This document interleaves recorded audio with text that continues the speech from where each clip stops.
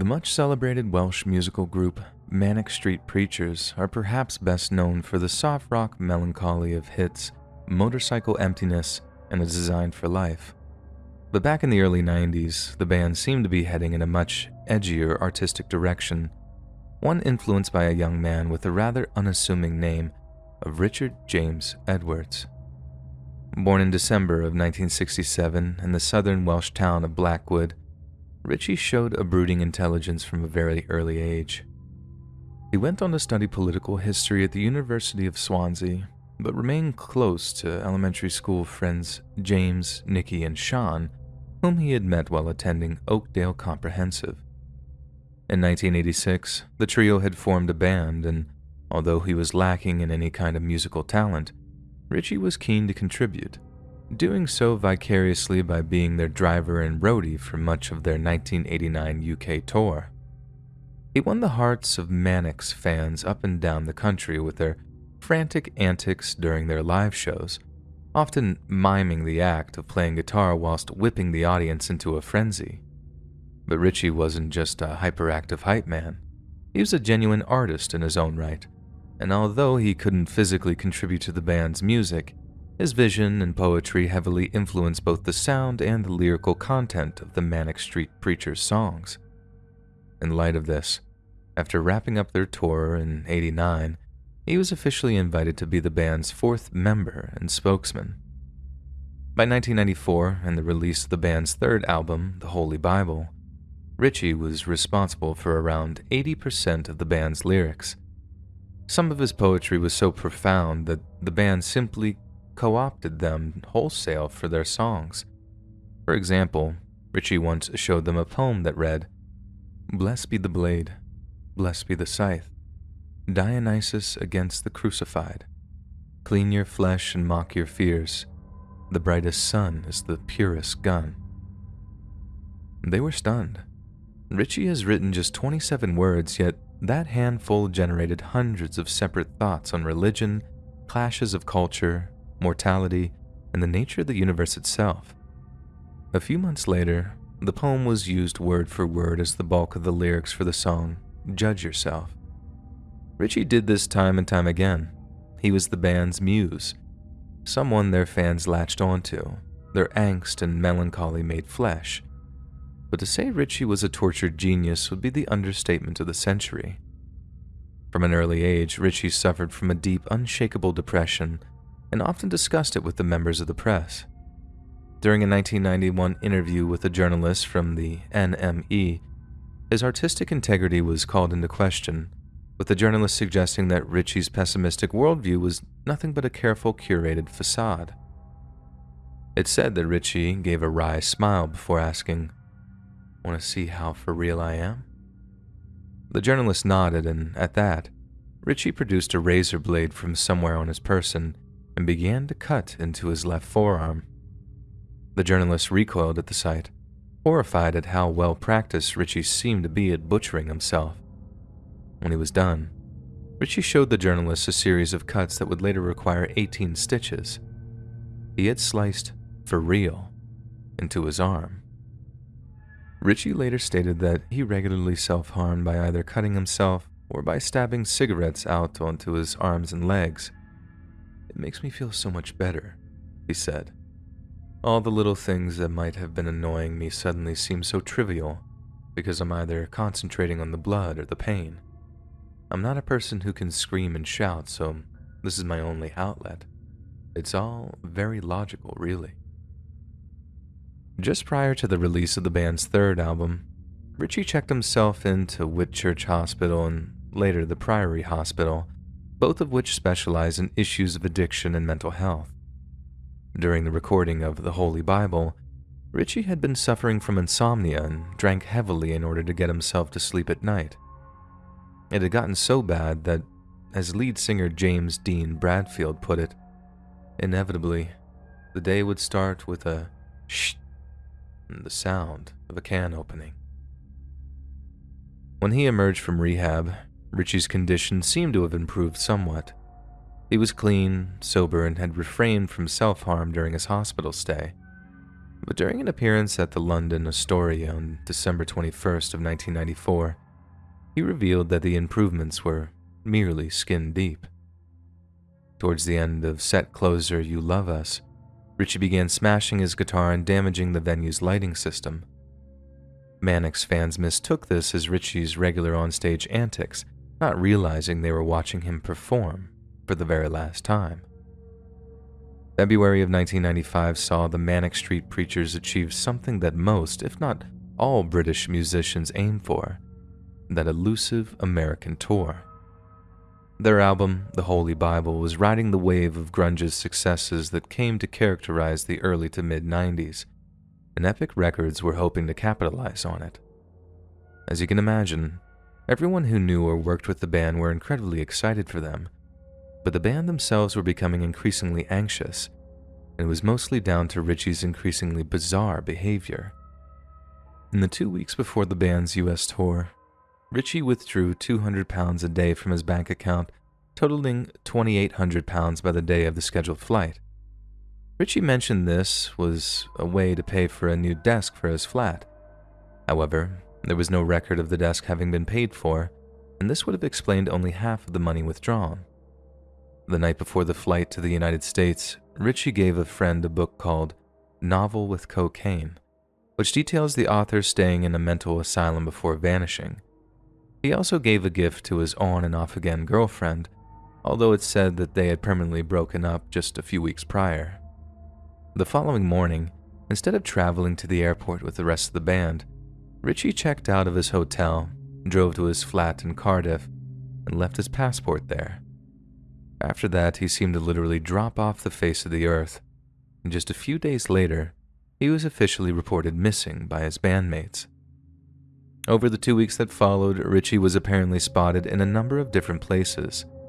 One witness said that he spotted a man almost identical in appearance at the Newport passport office.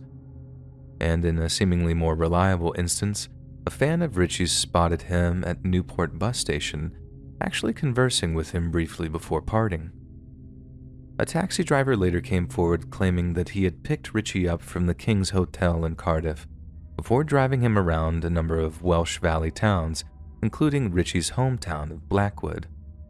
The driver claimed that although the passenger had spoken in a Cockney accent, it had occasionally slipped into a Welsh one which had sounded considerably more natural. He thought nothing of it until hearing the news of Richie's disappearance, at which point it seemed oddly pertinent. The driver also stated that the passenger had gotten out at the Severn View service station in South Gloucestershire, and this gives his claims a great deal of credence indeed. That's because in mid-February, Richie's car was discovered at this very same service station with a dead battery. The Vauxhall Cavalier had been abandoned for several days by the time the police discovered it. There was ample evidence that Richie had been living in the car for some time, with takeaway containers and empty booze bottles strewn all over the interior. There were also several photographs of Richie's parents and siblings which had apparently been taken in the weeks prior. The location of the car's discovery was particularly worrying to all involved, as the Severn View service station refers to the River Severn, and the bridge that runs over it is a well-known spot where people will take their own lives. Despite this, many of Richie's loved ones insisted that he was never the type to contemplate that sort of thing, referring to a quote from the previous year in where Richie said, "In terms of the S word, that doesn't enter my mind, and it never has done in terms of an attempt, because I am stronger than that. I might be a weak person, but I can take pain." On top of the fact that no corpse was ever found, the claim that Richie is still alive has been supported by dozens of eyewitness sightings from India to Lanzarote. The frequency of these sightings meant his family was extremely reluctant to declare him dead, and only did so in November of 2008, 6 years after they were legally entitled to. But some of those closest to Richie have a far more pessimistic view of the situation. For example, Richie's sister once mentioned how his favorite poem was Tulips by Sylvia Plath. It summed up everything he thought at the time he went, she said. He kept a copy of it and he asked for it to be read at his funeral. His thoughts must have been dominated by this poem, the themes and messages. Tulips describes Plath's desire for death, while the titular tulips seem to will her to carry on living. It's a poem of soul-crushing depression and conflict, and the fact that it spoke to Richie so deeply leads us to some very dark conclusions indeed. The more cynical among us might posit that Richie is dead, and has been since 1995. But money talks, and although it might be a purely symbolic gesture, the Manic Street Preachers have been paying 25% of their royalties into Richie's bank account ever since he disappeared. They were doing this as late as 2005, and a sizable amount has amassed in his name, almost as if they're just waiting for him to come home. As Manic's bassist Nicky Wire once put it, it's a genuine rock and roll mystery. And he's right. We have no definitive answers in this case, and no matter how likely it seems that Richie had taken his own life, there's simply no evidence to support such a hypothesis. In fact, it's just as likely that it looks like this because Richie wanted it to look like that. He'd amassed a small fortune in cash by the time he went missing, and it's entirely possible that Richie visited the Newport passport office in order to pick up a different passport to the one that he left back in his apartment, maybe even a passport in a different name. And if that's the case, then all those sightings of him start to sound a little more credible. Maybe through escaping the spotlight and eschewing the rock and roll lifestyle he'd once embraced, Richie learned to stop judging and hurting himself, and finally started to heal.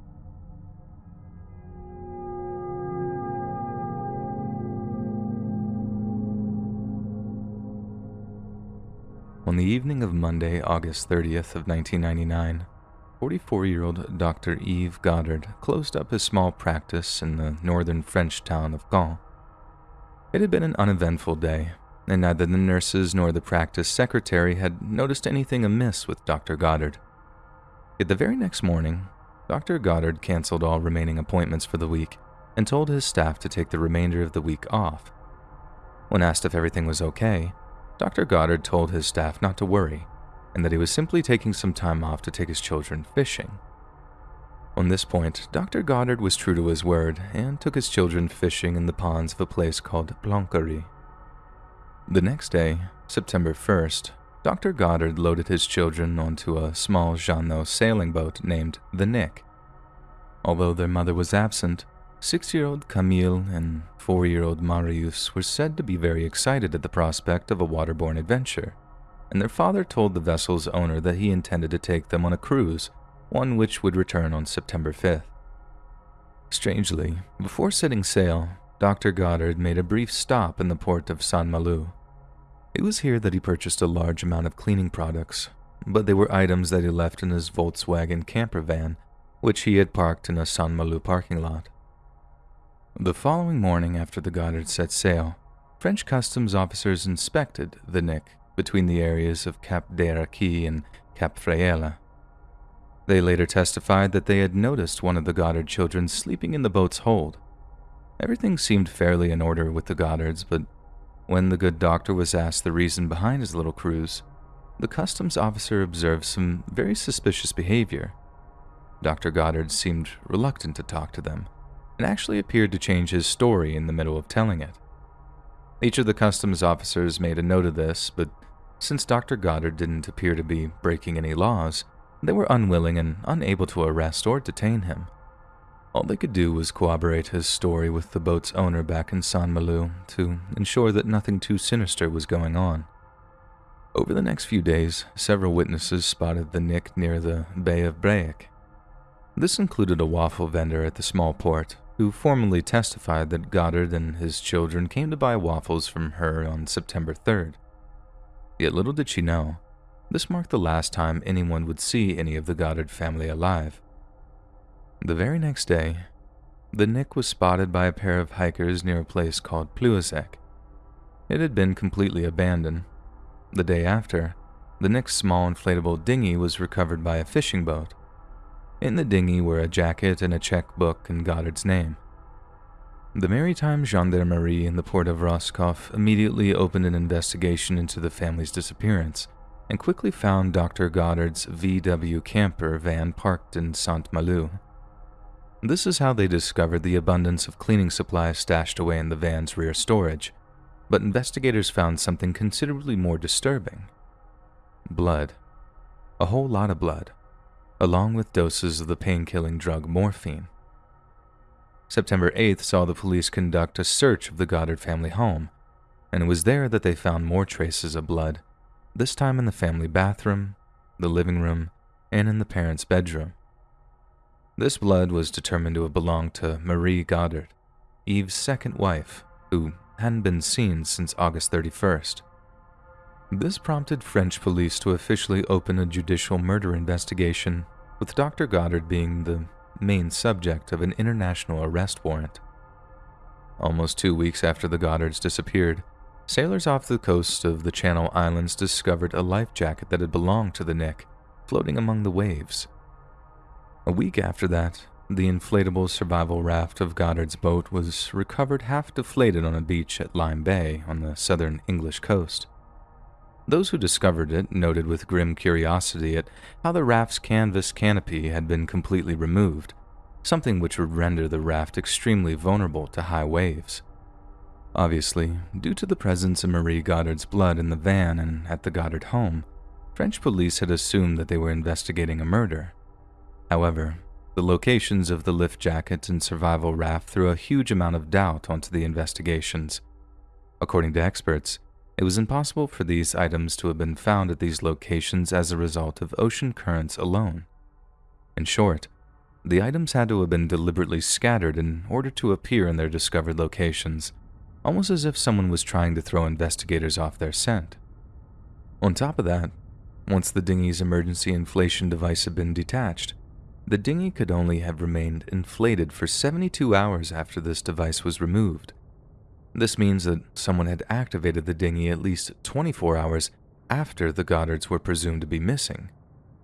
It took 4 months for the next big break in the case to arrive, when a canvas bag was caught in a fisherman's net just off the coast of the Île des Bats on January 16th of the year 2000. The bag contained numerous items belonging to all members of the Goddard family, including clothes, driver's licenses, insurance documents, checkbooks, binoculars, a hammer, and the entire contents of Marie France Goddard's personal handbag. 6 months later, on the 55th anniversary of D-Day, a seashell harvester's boat brought up a human skull during a night fishing session. DNA testing revealed it had once belonged to 6-year-old Camille Goddard, the first of the family to be confirmed dead. The discovery prompted speculation that the Nick had sank, claiming the lives of all 3 passengers. But despite the area being trawled by a French Navy mine hunter, no trace of the boat was ever found. On Sunday, February 11th of 2001, a business card belonged to Dr. Goddard was found by a man walking his dog on the beach. Then, on February 22nd, a bank card bearing Goddard's name was found on the very same stretch of beach. Investigators searched the beach thoroughly and ordered a minesweeper to survey the nearby seabed, but still no traces of the Nick were found. These events led the investigators to believe that Goddard stopped off at this beach and emptied the contents of his wallet there, most probably as a way of misleading those that might seek to find them.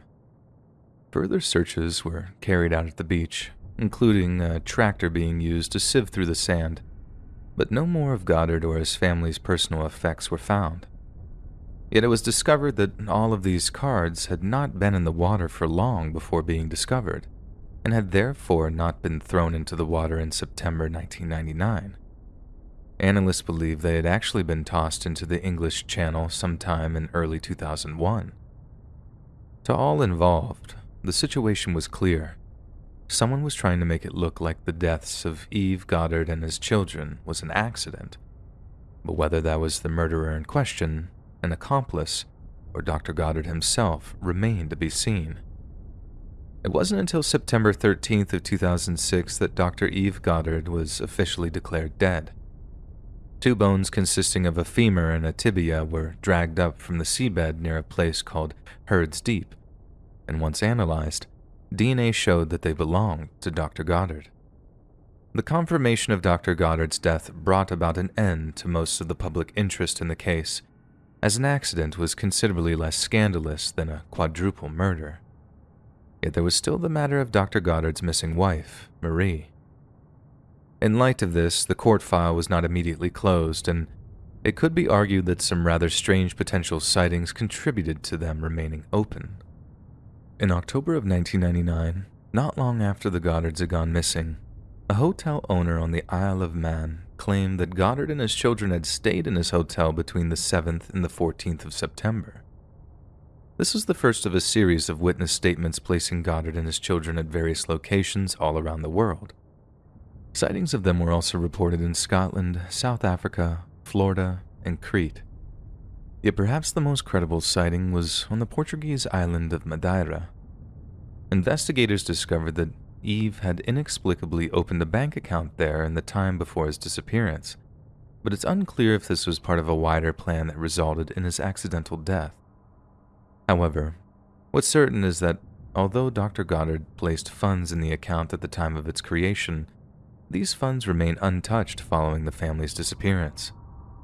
Finally, in September of 2012, the San Malu public prosecutor stated that the only hypothesis we can exclude is that the family's disappearance was a simple sailing accident, and even if it is the most likely line of investigation, we cannot formally confirm that Eve Goddard murdered his family.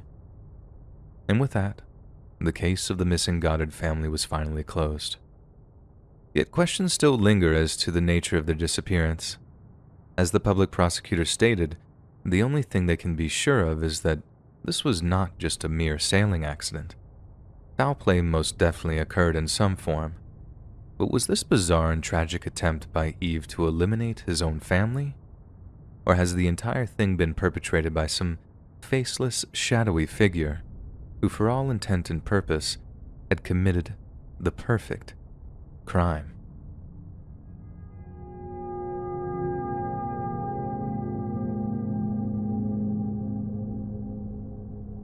With their wedding set for Valentine's Day of 1988, North Carolina couple Harold and Asha Degree couldn't have picked a more romantic date for their matrimony.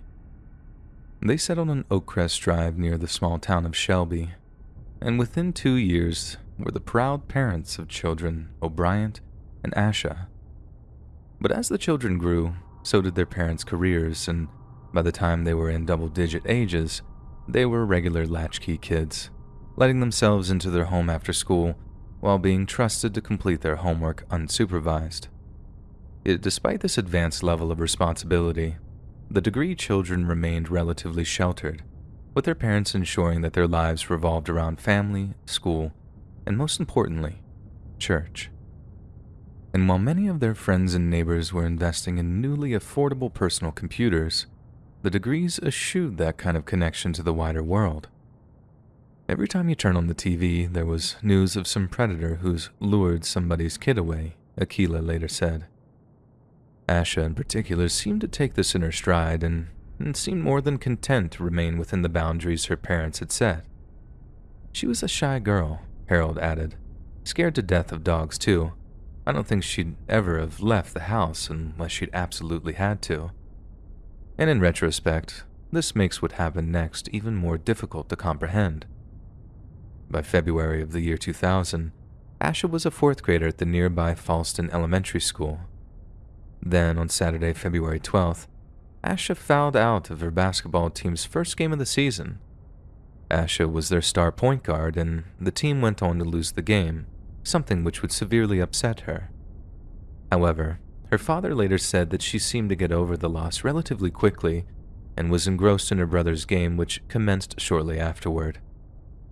Befitting their routine, both children attended church the next morning before returning home and heading to bed at around 8 p.m. Around an hour later, the neighborhood's power suddenly went out after a car collided with a nearby electrical pole. Concerned that his children might be alarmed, Harold Degree went to the bedroom that his children shared in order to check on them, and both were asleep in their beds. Harold checked again at around 2:30 a.m., once again finding them safe and sound. But then sometime between then and sunrise, 10-year-old O'Brien Degree recalled being awoken by the squeaking of his sister's bed springs.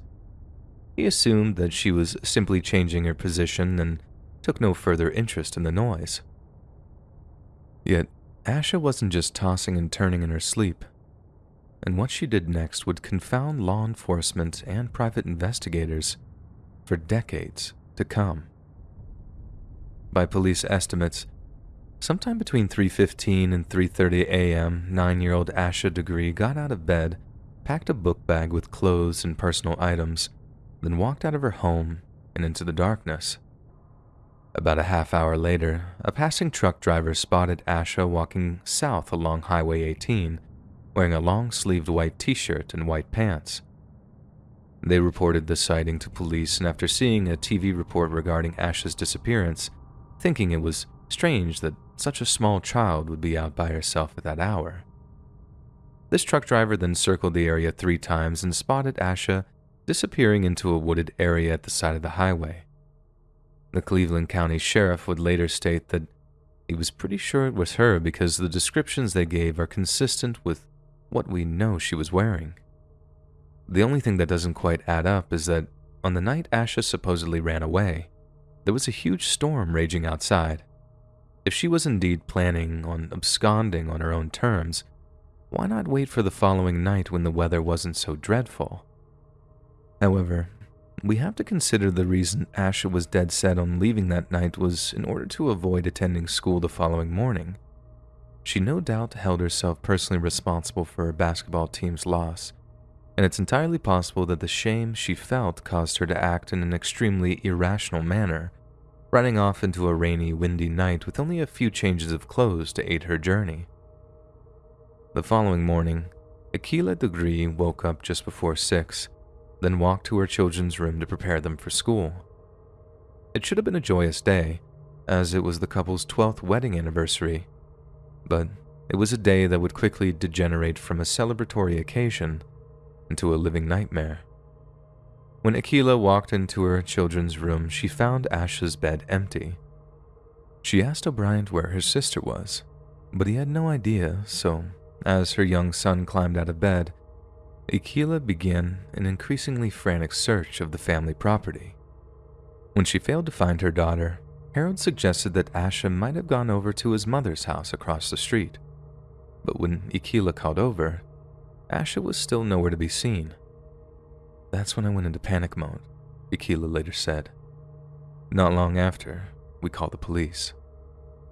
Less than 15 minutes after the first 911 call was made, police officers had arrived at Oakcrest Drive, and the search for Asha had officially commenced.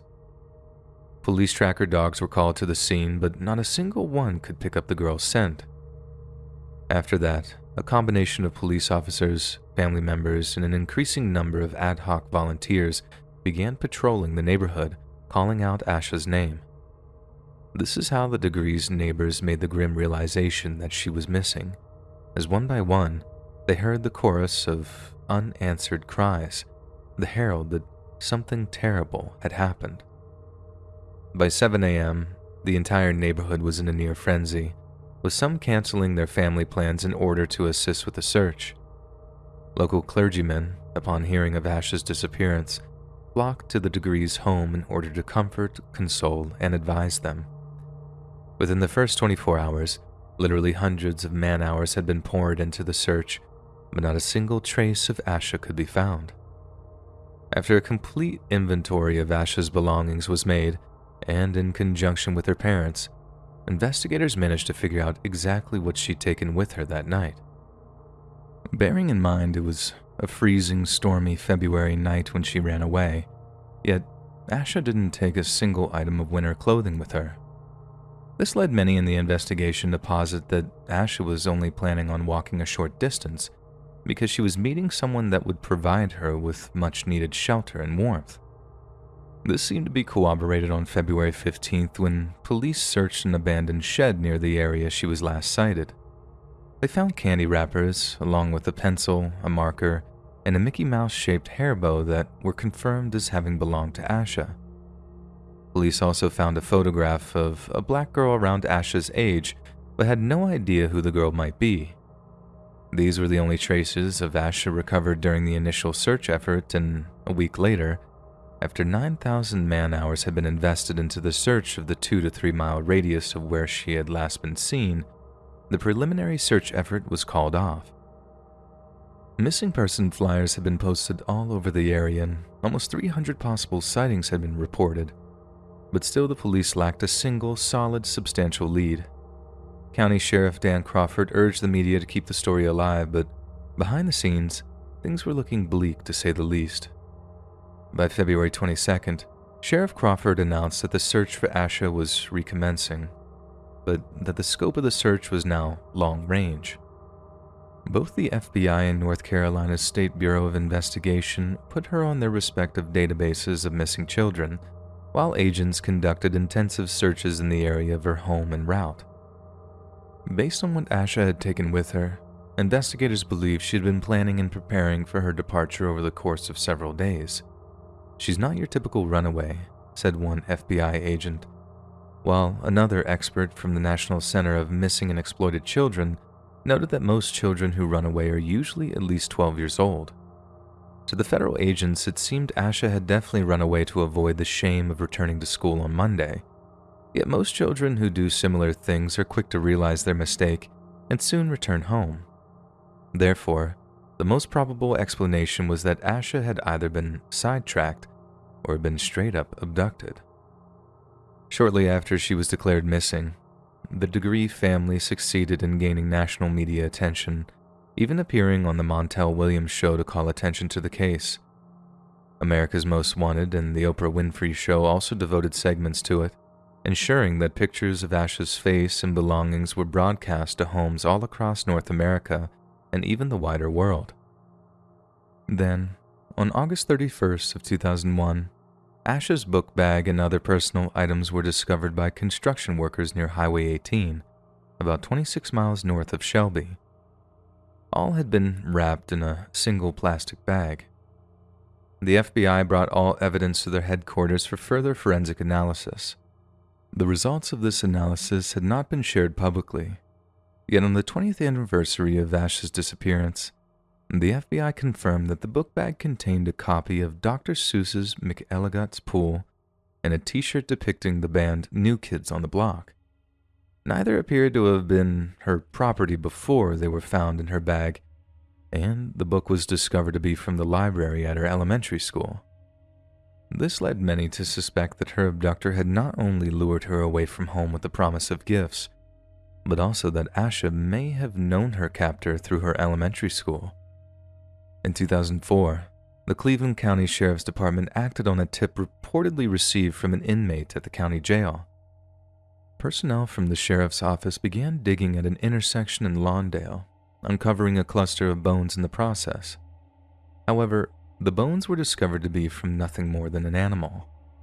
It marked yet another disappointment in what had already been a series of them, and the Degree family had to fight to keep Asha's memory alive. In the year 2008, they established a scholarship in her name for a deserving local student and began hosting an annual walk to raise awareness and money to fund search efforts for Asha.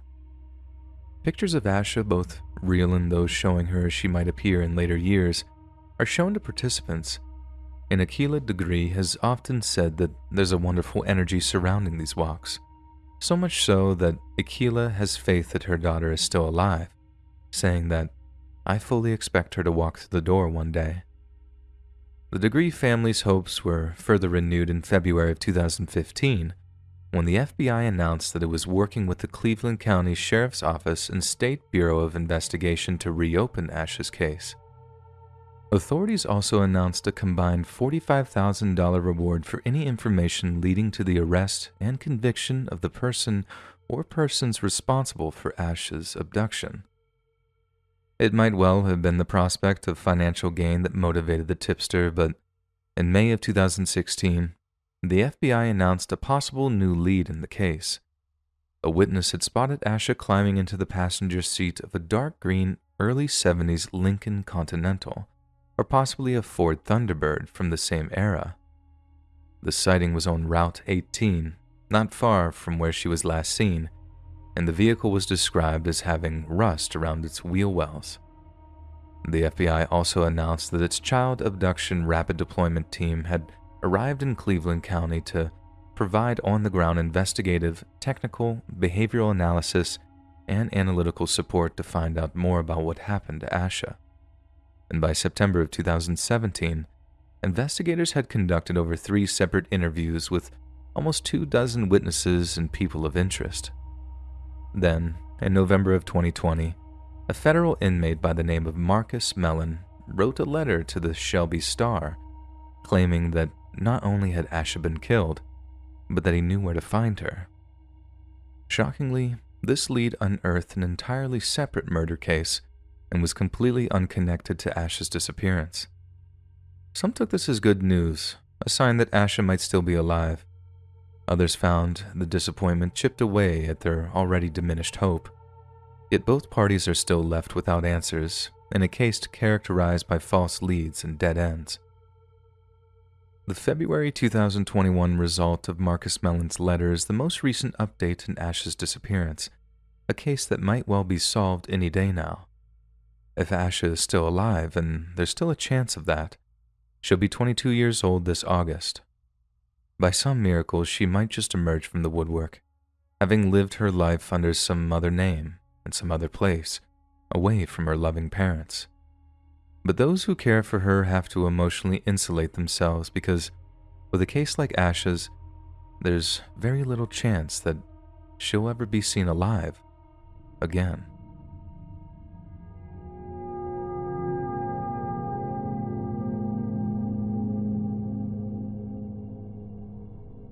On Boxing Day evening of 1996, childhood friends David Spencer and Patrick Warren departed their homes in the English town of Solihull to play outside. Patrick was riding on his brand new bicycle, his most prized Christmas present of that year, while his friend David was on foot. They had supposedly headed out to a place called Meriden Park, where they had played with other children near the park's pond. Due to the frigid temperatures of the season, the park's pond was completely frozen over, and as David and Patrick played with a group of other children, a police officer recalled warning them to stay away from the frozen pond. Derek and Patrick then returned home and informed their parents that they were headed over to one of Patrick's older brother's places in order to hang out.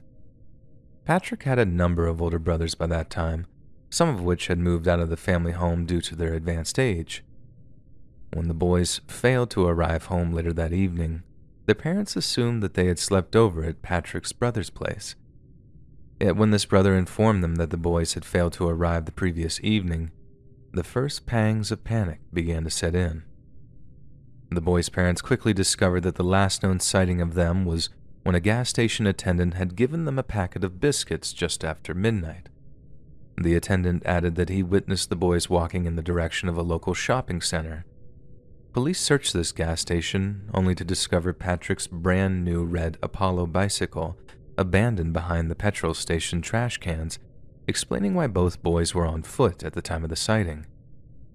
At first, the local police force treated the boys' disappearance like any other missing person case, and refused to acknowledge that the boys may have come to any harm.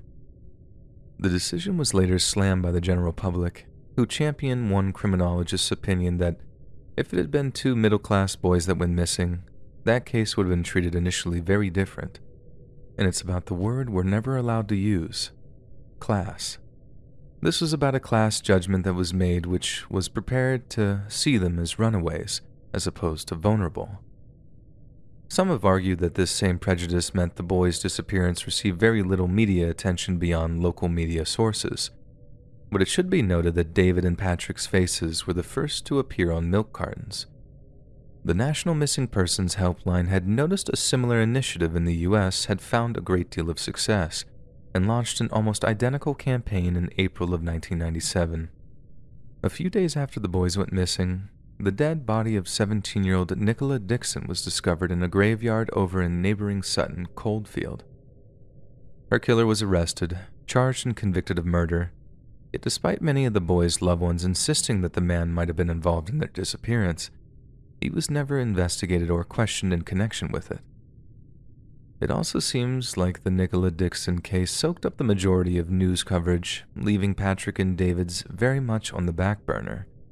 In light of this, police resources were poured into the former case, while the latter seems to have been almost entirely neglected. Weeks without answers turned into months of mystery, and as the years ticked over, the family seemed no closer to finding out what had happened to David and Patrick. In 2003, the family's hopes were renewed when West Midlands police announced that they had arrested a 37-year-old man in connection with the disappearances. But these hopes were quickly dashed when he was later released on bail shortly afterward. To date, no formal charges had been brought against this individual, and the arrest seems to have simply muddied the waters in what was already a complicated case. On the 10th anniversary of their disappearance, the boys were the subject of a BBC Crime Watch special, one which appealed for fresh information from potential eyewitnesses. Almost 250,000 Brits tuned into the broadcast, but the appeal failed to generate a single new lead. Only after a second Crime Watch special did leads start to trickle in, but it seems to have been a case of quality as opposed to quantity, because shortly afterward, the police declared that they were closer than ever to learning the truth of David and Patrick's fate. Although this lead was not revealed to the public for some time, it seems their suspect was a convicted murderer named Brian Field. Brian had also been convicted of possessing indecent images of minors, and given the boys' ages, this obviously made him a prime suspect. Yet despite a number of interviews and dozens of man-hours of investigation, no confession could be secured. Nor could any tangible link be established between Field and the two boys, meaning any attempt at a conviction would be ultimately fruitless. In contrast to their inability to create a case against him, the circumstantial evidence supporting Brian Field's guilt was almost overwhelming. His previous conviction was for the murder of 14-year-old schoolboy Roy Tootle in 2001. The murder had occurred way back in 1968, but new DNA evidence had secured a guilty verdict. And at the time of Patrick and David's disappearance, Brian had been living barely a block away from the gas station they were last spotted at. Field had worked as a self-employed gardener for a number of local families, meaning there's a good chance that the boys were not only familiar with him, but they might have actually trusted him as a prominent figure in their community. This means that if Brian had pulled over to offer them a lift, just as he'd done with little Roy Tootle, there's no reason that they'd have been wary of entering his vehicle. Field also had been convicted of attacking two teenage boys after offering them a lift. Once they had climbed into his car, Brian threatened them with a wheel brace and told them to remove their clothes.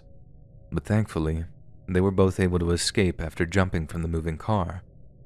Brian remains the only person in British criminal history to have been convicted for such a thing, as, ostensibly, the police had to change the law just to punish him for such a bizarre and terrifying crime. In 2006, forensic examiners dug up a patch of land that Brian had once used as a dumping ground at Old Damson Lane in Solihull. But unfortunately, they found nothing belonging to either David or Patrick. It was later established that Brian had been driving around the area the boys had been in on the same night they disappeared. He also admitted to having driven while drunk. It should be noted that Field was known to have turned violent when drunk and that he committed most of his crimes under the influence of alcohol, and by his own admission, alcohol was a trigger for him wanting to commit his crimes. Evidence also existed which indicated that Field had been seen speaking to the boys in the days before their disappearance, suggesting that Field may have groomed the children in the time before they vanished. This could explain why no one heard screams or a struggle on the night of the boys' disappearance, as the boys may have already known Field and got into his vehicle willingly. Graham Hill, the detective who secured Brian's 2001 confession, has stated on numerous occasions that he believes Brian is responsible for the boys' disappearance. He has also professed his doubt that either of the boys survived that night they were abducted. In 2016, a fresh appeal for information was launched, with West Midlands Police promising that the force would never close the case until it discovered what had happened to David and Patrick. But here we are, almost 6 years later, and still we're no closer to knowing what happened to them. Yet it should be noted that this is not so much down to police incompetence, as despite their early reluctance to act, law enforcement has since poured time and resources into finding David and Patrick. At this point, it seems much more likely that the only reason the boys hadn't been found is that the monster who killed them refuses to reveal their final resting places.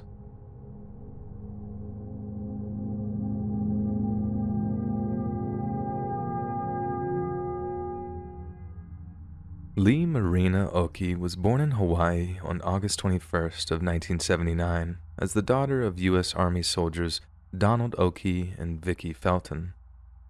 The couple had met while stationed in California, dating briefly before tying the knot in 1977. However, their marriage was not to last, and by the time Leigh was just 2 years old, her parents had separated. Her father was posted to Germany shortly afterwards, while Leigh and her mother started life in Tupelo, Mississippi. By August of 1992, Leigh was 13 years old and was still living in Mississippi with her mother, while her father had finished his posting in Germany and was residing in the state of Virginia. Then, on the morning of Thursday, August 27th, Vicki Felton arrived at her office only to be notified of the approaching Hurricane Andrew. Sometime around 9 a.m., Vicki telephoned home to Leigh to warn her of the severe weather, but no one picked up the phone. Naturally, this concerned Vicki greatly, so she traveled back home to check on her daughter. According to her, she arrived back home to find her garage door slightly open with the light on. Then, after entering the house, she noticed blood smeared on one of the walls. "I started calling for Leigh and going through all the rooms," Vicki later said. "Then, when I went into her bedroom, I found her favorite blanket was crumpled up on the floor. That's when I started getting very scared. Not long after that, I called 911. Given how crucial it is to act within the first 48 hours of a disappearance, law enforcement rushed into action. They found additional pools of blood in the upstairs bedroom belonging to Leigh, as well as blood smeared in the hallway walls, in the bathroom, and on the bedroom door. The pattern of the blood smears suggested that someone had made rudimentary attempts to clean the crime scene. When prompted by police, Vicki Felton noticed that several articles of her daughter's clothing were missing from her room, and despite there being no signs of forced entry to the home, a nightgown belonging to her daughter was drenched in blood. The positioning of the blood led us to believe that some kind of above-the-neck injury had been inflicted, said Tupelo's chief of police, and for obvious reasons, this didn't bode well for Leigh's safety. Search and rescue efforts began immediately following the search of Vicki's home, but barely a single trace of Leigh could be discovered, and while most people clung to the hope that Leigh was still alive, Donald Occhi was considerably less optimistic. "I knew my daughter was dead the day my ex-wife called me and told me she was missing," Donald later said. "My theory is that someone beat that child to death in that house, then took her body with them." September 9th of 1992 saw a package arrive at Vicki's home on Honey Locust Drive. It was addressed to her partner, the man accused of abusing Leigh, and it contained the young girl's glasses. Naturally, this arose a great deal of suspicion, and it wasn't long until the FBI stepped in to forensically analyze the package's contents. One of their first tasks was to DNA test the stamps that had been stuck to the package, yet it was discovered that whoever had sent it used water to activate the adhesive, not their own saliva. Some believe this indicated a sophisticated and motivated kidnapper, whereas some believe the package was nothing but a distraction. "There's no ransom letter or anything like that came with those glasses," said Police Chief Bart Aguirre. "It was just those glasses. You would think if it was an actual kidnapping, you would have expected a little more to come along with that." Following the successful polygraph examination of Vicki Felton's partner, it was her turn to take a test. In the end, Vicki would undergo 3 separate polygraph tests, one with local police, 2 with the FBI, and on every single one, there were indications of deception on her part. As late as 2017, Chief Bart Aguirre insisted that Vicki was still considered a person of interest. "You still can't eliminate her. There are still too many unanswered questions for Vicki, And I don't know if that is unusual for somebody to go off to work and say, well, I just left Leigh, but I'm going to call and check on her. Why check on her that soon after she had just left? Vicky Felton vehemently denies that she had anything to do with her daughter's disappearance and has repeatedly stated that she believes a man named Oscar McKinley Kearns was responsible for her daughter's kidnapping. Kearns was convicted of kidnapping and assault just 9 months after Leigh disappeared, and had also kidnapped and assaulted a 9th grade girl in Tupelo, the very same town that Leigh had vanished from. This coward must have really felt like a tough man or woman to beat a little girl to death. Leigh Occhi was quoted as saying, "I can't help but think of how horrified Leigh must have been while this piece of human garbage beat her to death and watch her bleed out in the hall." Yet despite the obvious similarities between the two cases, Oscar Kearns is yet to face any official charges. Although the fact he's still in prison for the Tupelo kidnapping of 1999 means that if he requires questioning, the police will know where to find him. It's cases like this that remind us that a tiny fraction of the population commits most of the violent crime. A Swedish study from 2013 set out to determine the distribution of violent crime convictions in the Swedish population and to identify the criminal, academic, parental, and psychiatric factors responsible for the persistence of violent crime. It found that just 1% of the population was responsible for a whopping 63% of violent incidents. And it's almost like this is echoed in the case of Oscar Kearns. Here we have a single person, twice convicted of traumatizing assaults, and those are just the ones we know of. Just as the Tupelo chief of police stated, we can't rule out certain figures in the investigation. Both Leigh's mother and her stepfather have rightfully come under suspicion. But if I was a gambling man, I wouldn't bet against Oscar Kearns. Because a man like that, with a proven track record of malevolent deviance, probably has far more skeletons in his closet than we can possibly imagine. Hey friends, thanks for listening. Click that notification bell to be alerted of all future narrations. I release new videos every Monday, Wednesday, and Friday at 7 p.m. Eastern Standard Time. If you got a story, be sure to submit them to my subreddit, r/letsreadofficial, and maybe even hear your story featured on the next video. And if you want to support me even more, grab early access to all future narrations and bonus content over on Patreon, or click that big join button to hear about all the extra perks offered for the channel. And check out the Let's Read podcast where you can hear all of these stories in big compilations and save huge on data, located anywhere you listen to podcasts. Links in the description below. Thanks so much, friends. And remember, always Caesar your salad.